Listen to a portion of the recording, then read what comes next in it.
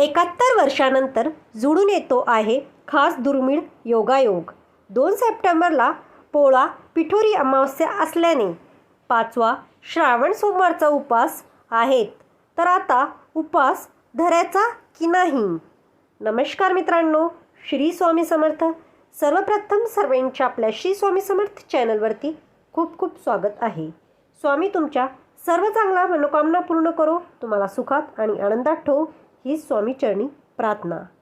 मित्रांनो, येत्या 2 सप्टेंबरला सोमवती अमावस्या आहे, त्यामुळे 5वा श्रावण सोमवारचा उपवास धरायचा की नाही असा प्रश्न सर्वांना पडला असेल। याच विषयीची माहिती आज आपण आजच्या व्हिडिओमध्ये पाहणार आहोत। पण त्याआधी व्हिडिओमध्ये पुढे जाण्याआधी जर तुम्हालाही भगवान शंकराचा आणि माता पार्वतींचा आशीर्वाद हवा असेल तर व्हिडिओ संपूर्ण बघा। व्हिडिओला एक लाईक नक्की करा आणि चॅनलला सबस्क्राईब करा आणि कमेंट बॉक्समध्ये हर हर महादेव नक्की लिहा। हिंदू धर्मात श्रावण महिन्याला विशेष महत्त्व आहे। या महिन्यात श्रावण सोमवार आणि श्रावण शनिवारचा उपवास केला जातो। 5व्या श्रावण सोमवार 2 सप्टेंबरला करायचा आहे का?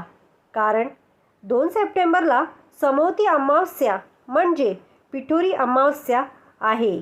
मराठी पंचांगानुसार सोमवती अमावस्या तिथी 2 सप्टेंबरला पहाटे 5:21 पासून 3 सप्टेंबरला सकाळी 7:24 वाजेपर्यंत असणार आहे। उदय तिथीनुसार 2 सप्टेंबरला पिठोरी अमावस्या असणार आहे। अशा स्थितीत पिठोरी अमावस्या पितरांसाठी विशेष मानली जाते। त्याशिवाय पिठोरी अमावस्या ही शुभ मानली जाते। शिवाय श्री श्रावण अमावस्या असल्याने सोबतच अमावस्या तिथी 3 सप्टेंबरला सकाळी 7:24 संपणार असल्याने या दिवशी श्रावण सोमवाराचं व्रत म्हणजे उपवास धरायचा आहे। 5 श्रावण सोमवारचे दुर्मिळ योग 71 वर्षानंतर जुळून आले आहे। 2 सप्टेंबरला श्रावण सोमवारी शिवमुठ सातू असणार आहे। सोमवती अमावस्या 2024 स्नान, दान आणि पूजा मुहूर्त काय आहेत? ब्रह्ममुहूर्त 2 सप्टेंबर रोजी पहाटे 4:38 ते 5:24 पर्यंत। पूजा मुहूर्त सकाळी 6:09 ते 7:44 पर्यंत आहे। पिठोरी अमावस्याला बेलपोळा सण साजरा करण्याची परंपरा आहे। श्रावण महिन्यातील बेलपोळा हा शेवटचा सण मानला जातो। त्यानंतर भाद्रपद महिन्यात लाडक्या गणरायाचा आगमन होतो।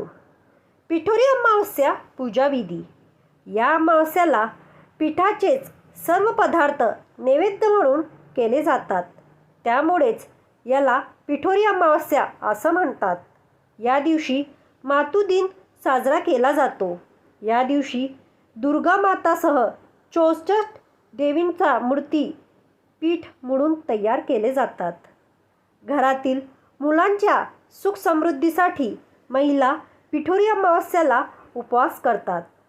ज्या घरात गणरायाचं आगमन होते तिथे पिठोरी अमावस्या केली जाते। अनेक घरात भाताची खीर हा खास नैवेद्य केला जातो। याशिवाय अमावस्याला पितृदोषापासून मुक्तीसाठी उपाय केले जातात। बैलपोळा सण असा साजरा करा। महाराष्ट्रातील ग्रामीण भागात पोळा हा सण मोठ्या उत्साहात केला जातो। सकाळी उठून घरातील बैलांना नदीवर नेऊन त्यांना उलटणे लावून त्यांची आंघोळ घालून विविध वस्त्रांनी आणि दागिन्यांनी सजवलं जाते। घरातील स्त्री त्या बैलांची पूजा करतात आणि पुरणपोळीचा नैवेद्य बैलांना दिला जातो। ज्या घरात बैल नसतात ते लोक मातीचे बैल बनवतात आणि त्यांची पूजा करून सण साजरा करतात। तर मित्रांनो, तुम्हाला ही माहिती कशी वाटली? जर ही माहिती आवडली असेल तर आमच्या व्हिडिओला एक लाईक नक्की करा आणि तुमच्या मित्रपरिवारांमध्ये शेअर करा। आणि चॅनलवरती नवीन असाल, चॅनलला सबस्क्राईब नसेल करेल तर प्लीज चॅनलला सबस्क्राईब करा आणि बाजूला बेल आयकॉनचं बटन आहे त्यालाही क्लिक करा, जेणेकरून आमचे नवनवीन व्हिडिओ तुम्हाला ऐकायला मिळतील आणि त्यामुळे आमचंही प्रोत्साहन वाढेल. व्हिडिओ शेवटपर्यंत ऐकल्याबद्दल खूप खूप धन्यवाद. श्री स्वामी समर्थ. जय जय स्वामी समर्थ. हर हर महादेव. ओम नमः शिवाय.